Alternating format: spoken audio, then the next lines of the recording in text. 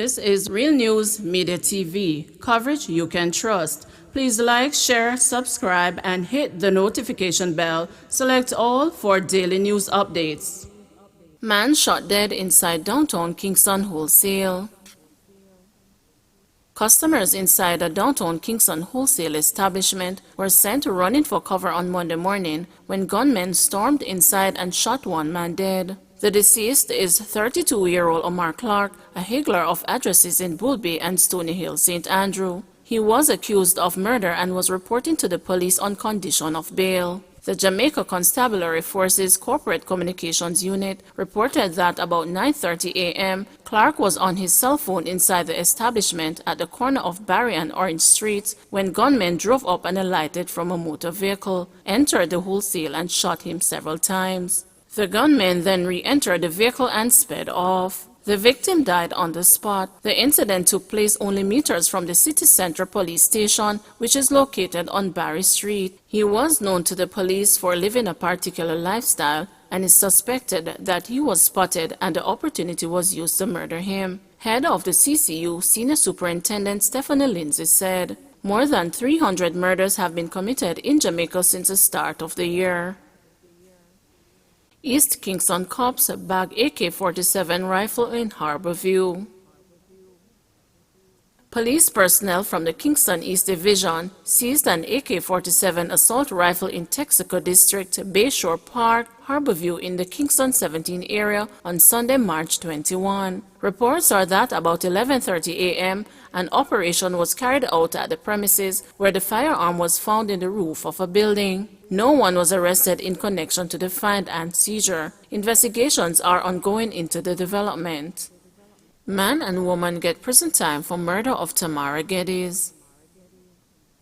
A man and a woman who earlier this month pleaded guilty to offenses stemming from the murder of Tamara Geddes in Retreat, Trelawney last year were sentenced in the Trelawney Circuit Court on Friday. Owen Irvin, a 55-year-old resident of Hampton, St. James, was sentenced to 20 years behind bars for murder by Justice Martin Gale. Additionally, Irvin received a 5-year sentence for conspiracy to murder. His sentences are to run concurrently. Meanwhile, Tashana Young, 33, also from Hampton, St. James, who pleaded guilty to conspiracy to murder, was ordered to serve 4 years in prison. Tamara Geddes, 36, was shot dead in her Retreat Falmouth home by a gunman on Friday, June 19, 2020. On Monday, March 1, her sister Nadine Geddes was sentenced to 20 years in prison after she pleaded guilty to murder. Nadine's daughters, 21-year-old Shanice Ruddock and a 15-year-old, received 3-year probationary sentences for misprison of a felony. Brian Shelley, the lone accused remaining in the case, has been remanded in custody until June 7 due to his lack of legal representative. Months of coordinated investigations across Trelawney, St. James, Westmoreland, and the corporate area led to detectives arresting and charging the sister of the deceased and her 2 daughters, along with Shelley and 23-year-old Rexon Knott, both of Norwood, St. James, and Owen Irvin and Tashana Young, both also of St. James addresses. Knott was freed when he appeared in court on Friday, February 8, due to insufficient evidence to mount a viable case against him in court. Reports from the Falmouth police were that on June 19 at about 8:30 p.m., Tamara Geddes was in her room with her daughter when a gunman entered the house, demanded money, and then shot the mother several times. The daughter escaped unhurt. The police were alerted and Tamara was taken to a hospital where she was pronounced dead. On Tuesday, July 14, Nadine Geddes, along with both her daughters and Owen Irvin, were arrested and charged in connection with the murder of Tamara Geddes. The other accused persons were subsequently arrested and charged by the investigators.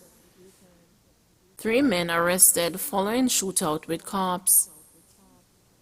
3 men have been arrested following a shootout with cops on Phillips Avenue, Halfway Tree, St. Andrew on Sunday. Reports from the Halfway Tree police are that about 11:35 a.m., a team of officers were conducting patrol in the area when they signaled a heavily tinted motor car to stop. The driver refused to stop, then later collided in a utility pole along the roadway. The men alighted from the vehicle and opened fire at the police. The gunmen were subsequently subdued and a 6 Sawyer 9mm pistol and a magazine containing 5 9mm rounds of ammunition seized. The men who were aboard the vehicle were subsequently arrested. Investigations are ongoing.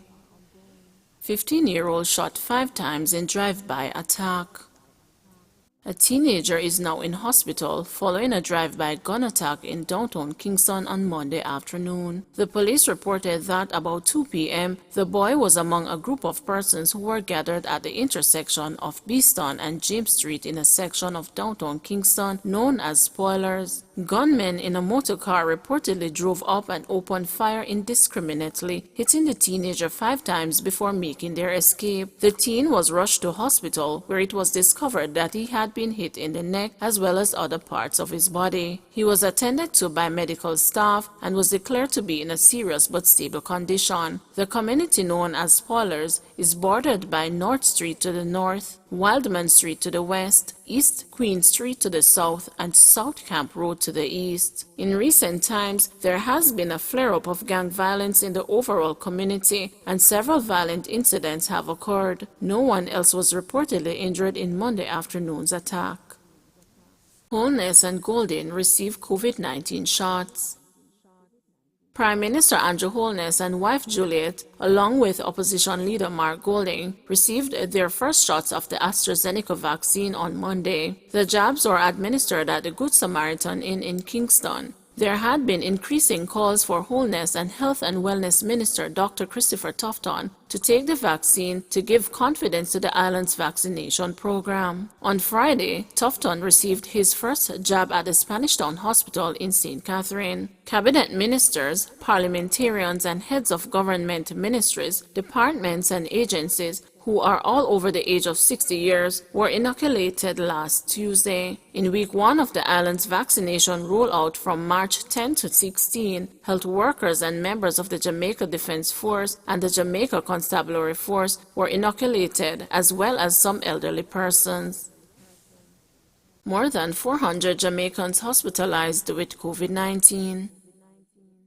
More than 400 Jamaicans are currently hospitalized with COVID-19, according to the latest clinical summary from the Ministry of Health released this morning, which reports a total of 418 hospitalizations, with 65 patients moderately ill and 37 critically ill. Meanwhile, of the 1,168 samples tested in the last 24 hours, 558 returned positive results, increasing total confirmed cases to 35,896, with 18,801 active. Of the new cases, 243 are males and 315 are females, with ages ranging from 10 days to 90 years. Kingston and St. Andrew recorded the most new cases with 219, followed by St. Catherine with 177. St. Anne was the only parish to not record any new infections. There were 179 more recoveries, bringing that total to 16,309.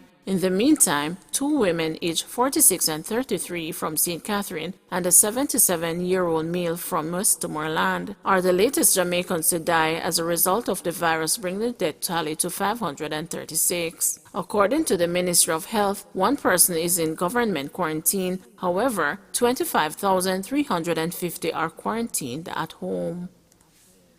Please remember to like, share, subscribe, and hit the notification bell. Select all for daily news updates.